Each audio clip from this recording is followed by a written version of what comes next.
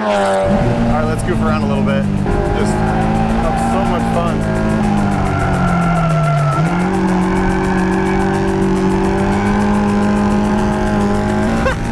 You could never do that in stock BRZ. You would never do that.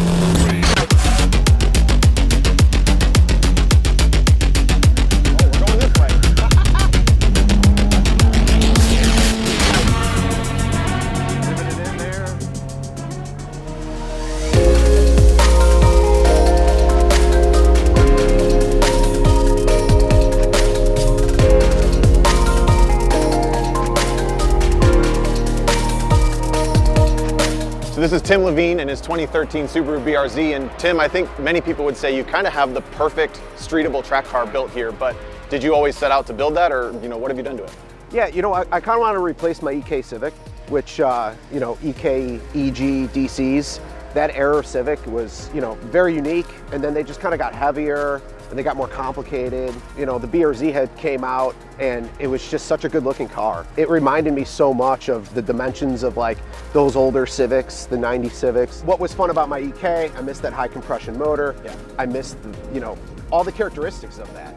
So David started K Miata, good buddy of mine, I've known him for years. I've been bugging him, I'm like, hey, this would be a great chassis for a K-swap. Maybe we should just pop the hood. We should. Let's take a look. There's a ton of space in here. You could just like rearrange two more in there almost. You could almost put two of these motors in here. That's when I never realized how huge the boxer motor was in these cars until you guys showed me this, and it's like, oh my God, there's so much room in here I don't want to misquote, but it's probably like 400-ish pounds. After testing was done and I finally started driving the car a little bit myself, the first turn in I was like, well, I haven't driven it in a while, but it definitely didn't feel that good before. So you have all this weight off the front end, the center of gravity's better, and guess what? I'm not getting, destroyed on the street by minivans. Yeah, so you've kind of inspired the motor swap for both the track and the street, but you said when you kind of brought the car to the track for the first time, you weren't thrilled with some of the handling either. Yeah, and that's partially suspension choices that Subaru/Toyota made, so what have you changed to make it better on track that way? So, as you know, the understeering issues, right? So anybody that tracks one of these things has had understeering issues. Yep. And so into snap oversteer. Yeah, especially if you're on your Prius tires, you're just smoking. Totally. Yeah. So that's where, I went through a bunch of tires and I went through a bunch of bushings and I went through different camber settings. And as much as this has been radically changed under the hood, I've done a lot of suspension mods. Sure. So, and I've reordered the entire White Line catalog like probably 3 times because, you go through poly bushings after you do so many track days. And I love my favorite part of this entire car. I just noticed today, actually, even though I've driven this car a ton, is since you did what Subaru wouldn't, you decided to So give a little nod. So I got the STI badge from like a Japanese dealer, actually. A buddy who has a friend who speaks Japanese literally ordered that for me. I waited 8 months and so not quite overnighted. Yeah, no, there's no such thing as overnight from Japan when it comes to certain things. So it drives like it's basically stock. It's kind of weird. It kind of still sounds like it used to, being a totally different motor. I noticed weird. that, yeah. Yeah, so you'll hear it out on track. And it almost has like a kind of like a Subaru sound to it. Remind me, so there's the unequal length headers and equal length headers, and one is a real chunky sound and the other one's the real clean sound. Which one is which? So unequal length headers will give you that Subaru rumble. That grumble, right. Yeah, it sounds like an equal length header FA20. Right. And I love it, like ergonomically when you get in the car, there's no indication that it's been swapped. Like all the dash stuff still works, all the temp stuff still works, the shift point is exactly the same. I gotta give it to you too, Tom, like while the kit was being developed and a lot of your guys' input on how the car felt, how the car shifted was really helpful, and so there's 3,000 miles of track testing on this. It did 12 days, it did 8 different tracks, many different GLTC drivers, GridLife time attack drivers. So I really appreciate your feedback, you actually helped quite a bit.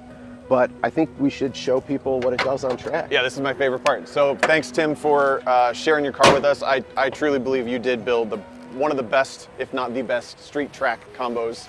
And we're gonna go see how it actually does on the track. Yeah, absolutely.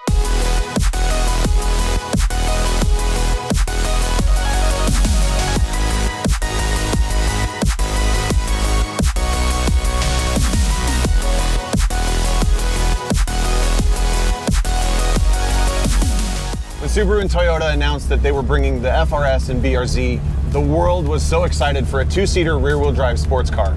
But I'm gonna say something controversial yet brave. They didn't quite get everything right.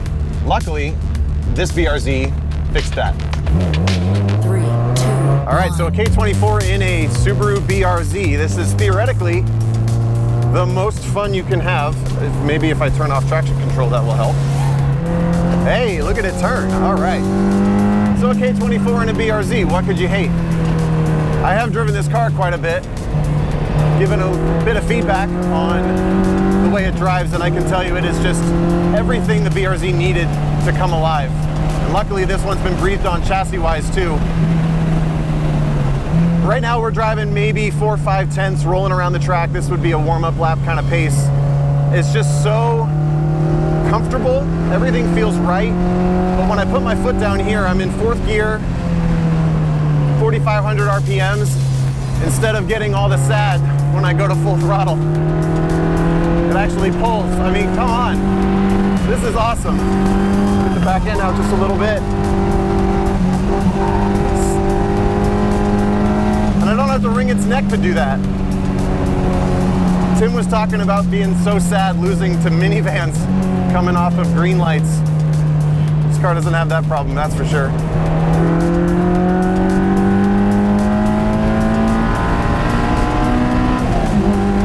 So smooth. When I first drove this car, they had been working on the shifter. It's come so far. Oh, it's so satisfying. The balance hasn't changed one bit. If anything, it feels a little bit more predictable. I think in the stock BRZs and FRSs that I've driven, they get into these really long, committed slides. There's something about the way they lean over, and this car doesn't have that. I don't know if that's the suspension that he's chosen or the alignment he's chosen, what that may be. But man, this is so fun.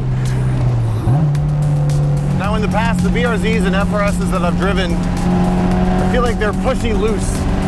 They push until the rear end breaks, and then they won't quite plant again. They're somehow completely gutless, and yet when they start sliding, they're so hard to bring back. And somehow this car is not gutless and easy to bring back, which is just like the perfect fix for all the problems. All right, we'll give it the beans for a lap and see what you got.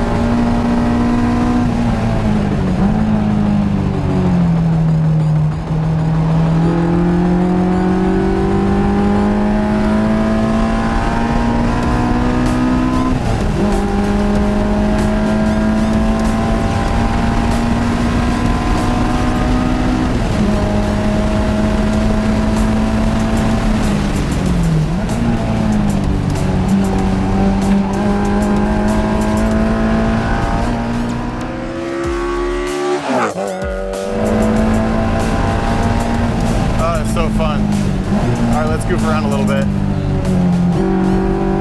Just have so much fun.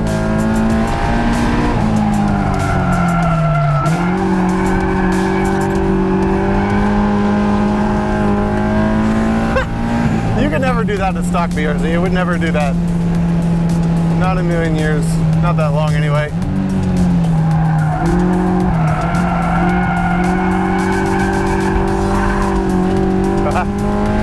Okay, now I'm screwing around. I think this is just, it's just what it needed. I don't know how to say it more than that. I wish I could be a little bit more a little bit more graceful with my words, but I think there's also something to be said for not feeling like you have to wring its neck, not quite so much. You know, in a stock BRZ, any little bit of loss of momentum, any little bit of mistake or slide, and you have to take it all the way to the top of every gear, and just, if you're going for fast laps, you just kind of beating the crap out of it. And this, I'm so satisfied not having to do that. I don't know how to say that necessarily, but I'm just so satisfied not having to completely feel like I'm beating up my car and still going so much quicker. Yeah, I would drive this on the street. Maybe I'll keep the keys. Maybe Tim doesn't need it back. Man, people are gonna be tired of hearing me say this is exactly what this car needed, but that's exactly what this car needed. It's so fun. Did I get shakes? A little, not bad.